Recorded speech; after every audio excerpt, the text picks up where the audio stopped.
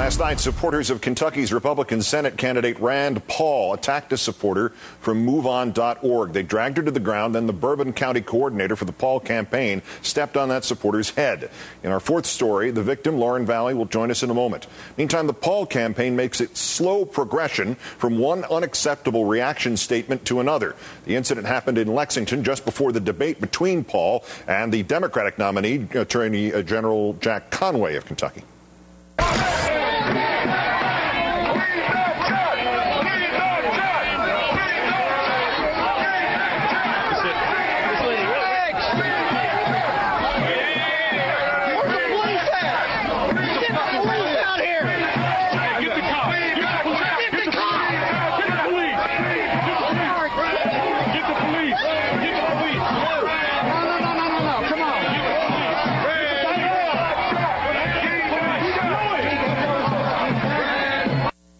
Today, Tim Proffitt, the Bourbon County campaign coordinator for Paul, admitted that he was the man who stomped on Ms. Valle's head. His non-apology apology via the Associated Press includes this, quote, "I'm sorry that it came to that, and I apologize if it appeared overly forceful, but I was concerned about Rand's safety."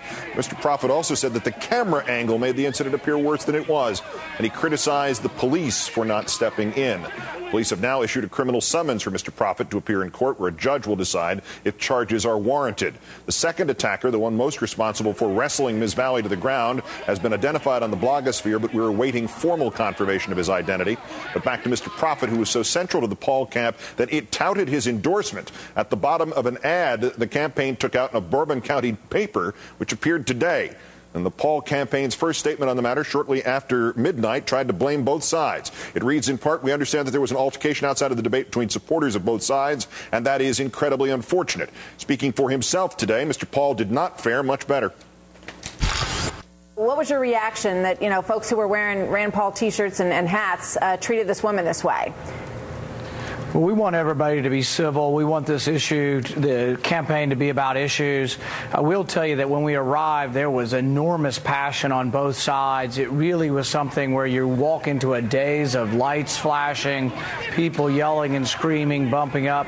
And there was a bit of a crowd control problem. And I don't want anybody, though, to be involved in things that aren't civil. I think this should always be about the issues. And it is an unusual situation to have so many people so passionate on both sides, jockeying back and forth, and it wasn't something that I liked or anybody liked about that situation. So I hope in the future it's going to be better. The Paul campaign released yet another statement this afternoon. The campaign, quote, "is extremely disappointed in and condemns the action of a supporter. The Paul campaign has disassociated itself with the volunteer and once again urges all activists on both sides to remember that their political passions should never manifest themselves in physical altercations of any kind." Joining me now, as promised, Lauren Valle of MoveOn.org. Thanks for your time tonight, Lauren. Thanks for having me, Keith. How are you feeling? I'm pretty sore, but I still have a little headache. I'm doing okay, though. Tell us what you were trying to do before what was captured on videotape and then what happened. Sure. I've been in Kentucky for the past 2 weeks working on a project, on a MoveOn project called Republic Corp, which is a fictional conglomeration between the Republican Party and corporate America. And I actually should say satirical because it's not really fictional. And the conglomeration is formed by the official merger between the Republican Party and corporate America. So I've been in Kentucky running events as a Republic Corp executive. We were at a previous debate. I've been in town raising awareness about the Citizens United decision and how that's impacted corporate spending in this election cycle, particularly in Kentucky. So what was happening just before the videotape? You were trying to do what as you moved into that crowd?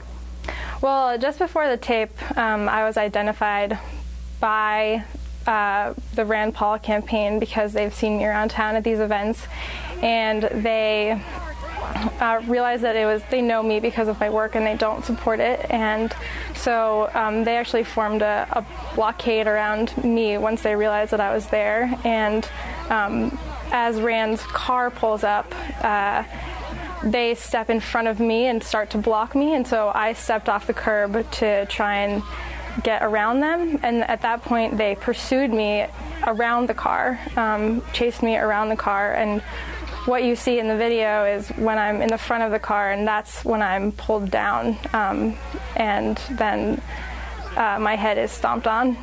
So you were not mistaken for some sort of threat to Mr. Paul's safety? Before the tape rolls, they know who you are and what you're trying to do? Yeah, it was premeditated. My partner, Alex, who was with me, heard them behind us say, "We're here to do crowd control, and we might have to take someone out." No.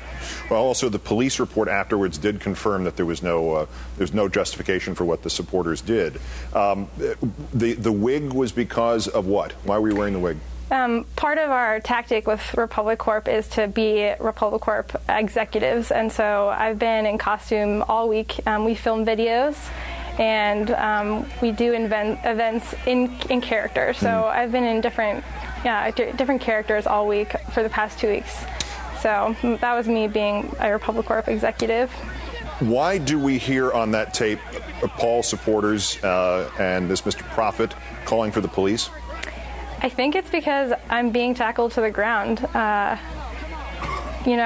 think I would be calling for the police if I was witnessing that as well, because clearly I'm being injured. Do you plan to pursue charges on this? I mean, what is the status of this case as you understand it? We are proceeding with a legal process. As far as I know, there's been a summons issued, and there will be a court date set. I plan to see the process through. I think that it's very important that people be held responsible for this sort of behavior.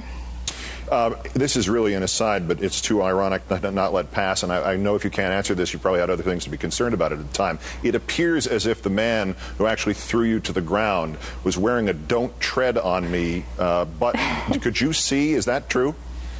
Well, I couldn't see much at all at the time, but I think that that's true. And, I think that what is important to say, since we're also concerned about freedom, is that none of us can be free if some of us are oppressed. The Paul campaign, Mr. Paul today himself, in that really inarticulate statement, have implied that you or other so-called activists have done something wrong here. How do you respond to that? They're really concerned with the Constitution, and my First Amendment right is freedom of speech, and that's exactly what I was exercising. I was there with a sign, and simply wanted to have that sign be seen, just like the hundreds of other people that were at the event. So I can't really see anything wrong with that. All right, so that brings us to a concluding question. You were not trying to hand anything to Rand Paul. You were not trying to get to Rand Paul. You just wanted to hold up a sign? No, I just wanted him to see it. Part of what we do is get the Republic Corp logo in the same shot as our employees. I was holding an Employee of the Month award as Rand is on Republic Corp staff as part of our satire, and so I was interested in him seeing it and getting a shot, but I certainly had no intention of harming him, contacting him at all. Lauren Valle, move on.